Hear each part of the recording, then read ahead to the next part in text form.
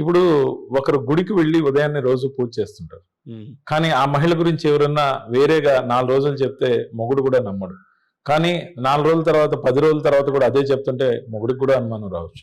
అదే విధంగా సమాజాన్ని కలుషితం చేసే ఆ 2 విషపత్రికలు, ఆ సదరు ఛానల్స్ వాళ్ళ నోర్లు వేసుకొని చంద్రబాబు నాయుడు, పవన్ కళ్యాణ్ ఏదైతే దుర్మార్గంగా ప్రవర్తించారో ఖచ్చితంగా అపోహలు సృష్టించిన మాట వాస్తవం. ముఖ్యంగా మేము ఒక విషయం చెప్పదలుచుకున్నాం.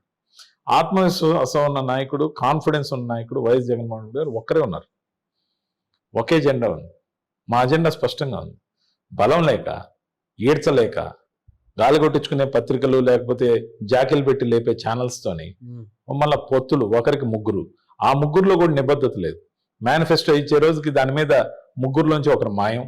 బీజేపీ లేనే లేదు, మోడీ గారు లేరు, పురంధేశ్వర్ గారి ఫోటో కూడా లేదు. సిద్ధార్థనాథ్ సింగ్ ఆంధ్రప్రదేశ్ బీజేపీ ఇన్ఛార్జి కనీసం దాన్ని ముట్టుకోవడానికి కూడా అసహించుకున్నాడు. ఆ మేనిఫెస్టో వద్దు ఉండని లేని. దాని తర్వాత ఆంధ్రజ్యోతి ఈనాడులో వేసిన ఫ్రంట్ పేజ్ యాడ్లలో కూడా బాబుని మళ్ళీ రప్పిద్దామనే స్లోగన్లే వాళ్లే రాసుకొని ఫోటోషాప్ చేసిన ఫోటోని ఎప్పుడో 25 ఏళ్ల క్రితం పెట్టేసి మీ భూమి మీది కాదని చెప్పి అపోహలు కల్పించి ఏదైతే అడ్వర్టైజ్మెంట్ వేసుకున్నారో దాంట్లో పవన్ కళ్యాణ్ ఎక్కడా లేడు. అంటే పేరు కూటమి, కానీ ఉన్నది ఒకడే. ఖచ్చితంగా అందుకే పేరు ఏదైతే కూటమి పేరుతో వచ్చారో వాళ్ళకి తప్పదు ఓటమి. కూటమి ఫర్ ఓటమి, మాది గెలుపు. ఖచ్చితంగా కూడా జగన్మోహన్ రెడ్డి గారు ఒక నినాదం, ఒక హీరోకి ఒక విలన్ కి చాలా తేడా ఉంటుందండి.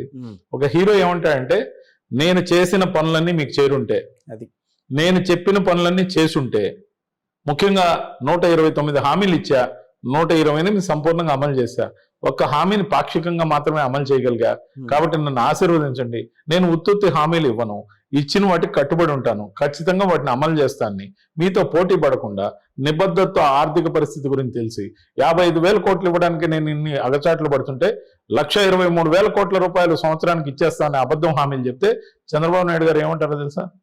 హామీలే కదా, ఇచ్చి పడేస్తే పోలా, చేసేదా సచ్చేదా అని అతని సిద్ధాంతం. కాబట్టి ప్రజలు కూడా అదే లెక్కలో చేశారు. ఆయన చెప్తుంటాడు, మనం ఓటు ఎందుకు వేస్తాం?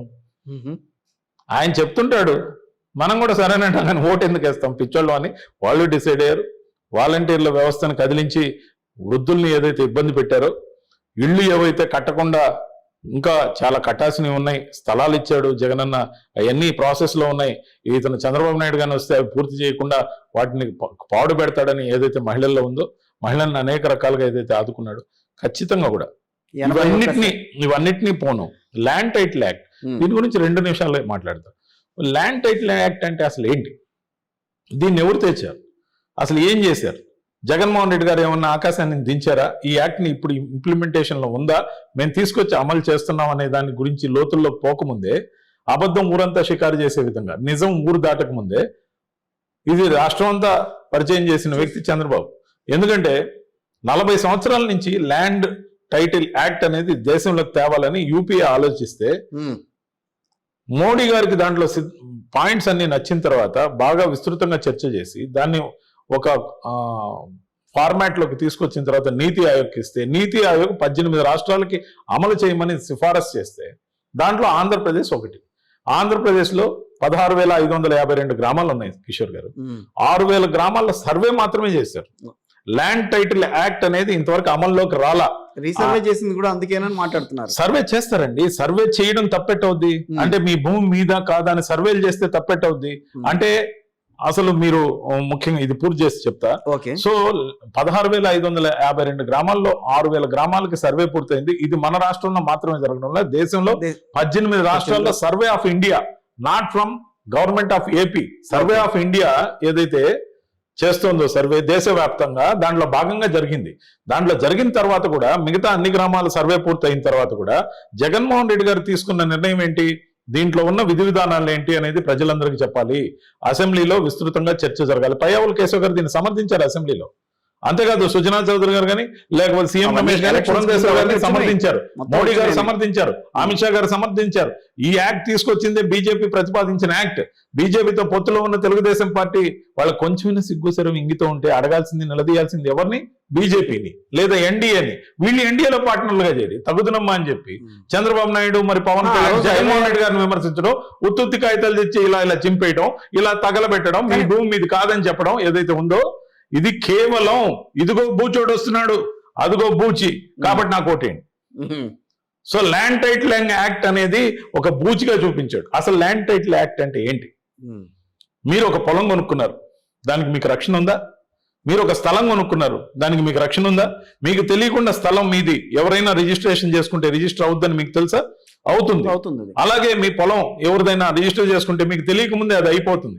ఒక ప్లాట్, నార్త్ ఈస్ట్ ప్లాట్ ఏదైనా ఒక లేఅవుట్ లో ఎవరికైనా నచ్చి అడిగితే 25 మందికి 40 మందికి అమ్మిన దాఖలాలు లేవా ఈ దేశంలో?